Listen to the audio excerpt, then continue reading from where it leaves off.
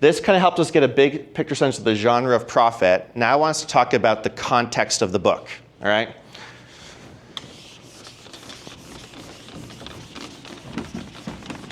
All right, so thinking about context, this is my quick analogy to get us thinking about this.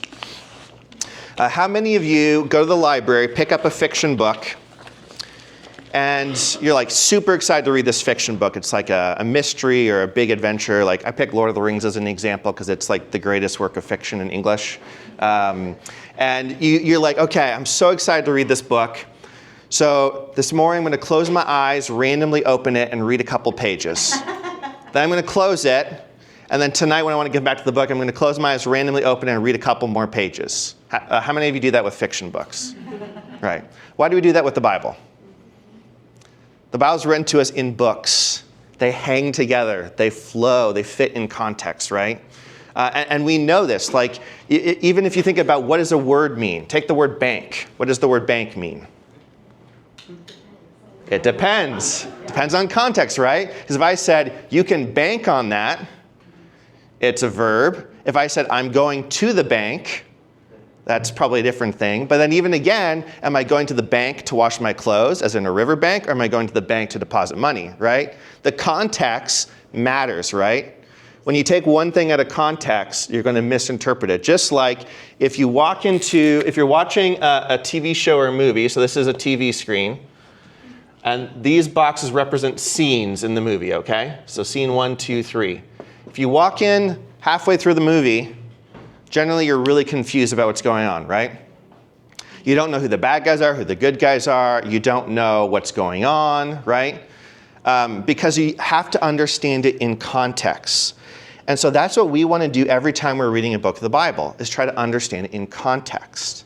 And so one of the best things you can do when you're first starting to study a book of the Bible is say, I want to get my head around kind of the whole thing briefly. I won't get every part of it, but I want to get my head around the whole sense of it so I can make sense of every part, every scene, right? So that's what we want to do, is we want to see the literary context. Now, we can also talk about historical context, which we kind of already talked about the prophet. But the literary context is the whole book and how it hangs together, all right? Now, how do you think we would try to get our heads around the literary context of a whole book? What things might you try to do to accomplish that? ChatGPT? Yeah. The Bible Project has great videos on this. But if you're not doing that, trying to do it yourself, because you learn something by doing it yourself. This is something I think we're losing as a culture with our access to ChatGPT. When you just get a quick answer, it doesn't stick in your brain, as opposed to when you do the work yourself, you can learn something and be shaped by it in a way that you couldn't the easy way, right? So if you want to do it yourself, and you're not using ChatGPT, although that's clever, what would you do? The beginning usually gives the setting. Yeah, so you might look at the beginning. Start there. Yep, and actually I think what's a great trick to do is look real quick at the beginning and the end. Look at the beginning and the end. Have things stayed the same? Have they changed? Is there the same themes showing up? Right? So that might give you a clue as to what some major things are in the book. Yep. What else might you do?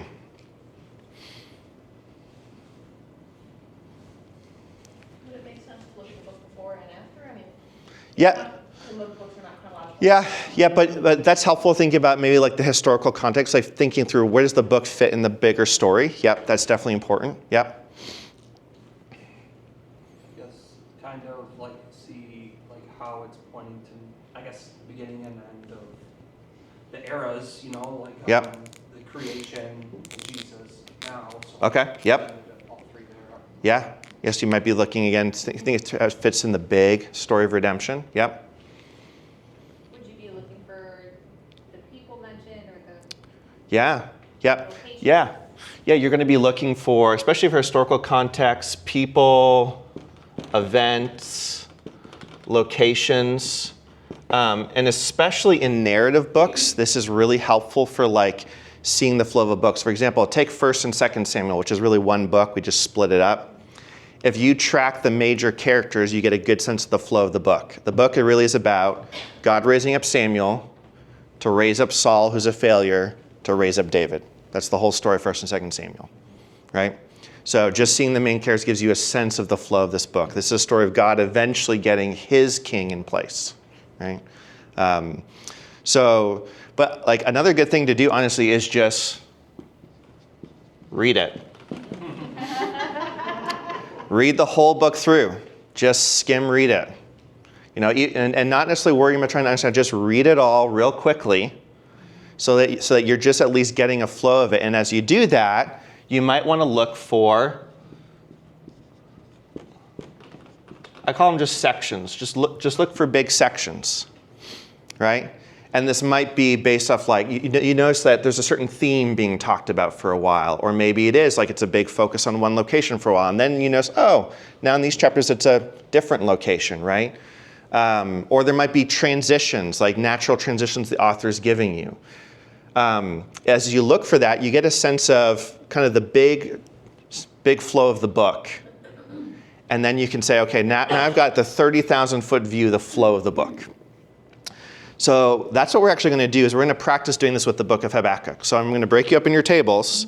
And what I want you to do is I want you to, so just on this page you can do it, I want you to divide the book into sections, all right? With verse numbers, okay? So you'll say like, all right, I think chapter 1 to here is roughly a section. And I want you to think big chunks, okay? Don't get hyper small, all right? Think of it as Habakkuk is a whole TV season, and we're looking for every episode. Later we'll break it down into scenes, but we're looking for the big episodes, okay? And think about, why are you making the breaks there? Is there some type of natural thing you're noticing in the text that makes you think, this kind of hangs together, and now this hangs together, all right? And then what I want you to do is write a brief phrase for each section, okay?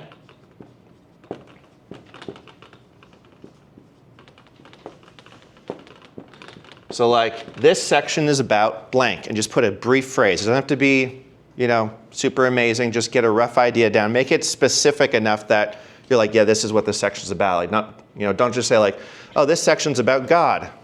Like, all right, well, that's the whole Bible. So, but just do it together. So you're going to break up. I'll give you guys about, I'll do 10 minutes, and I'll wander around. If everyone's still taking a while, then maybe I'll add a couple more minutes. But just kind of big picture, skimming wise, just see if you can identify some big sections, and we'll come back and talk about it, okay?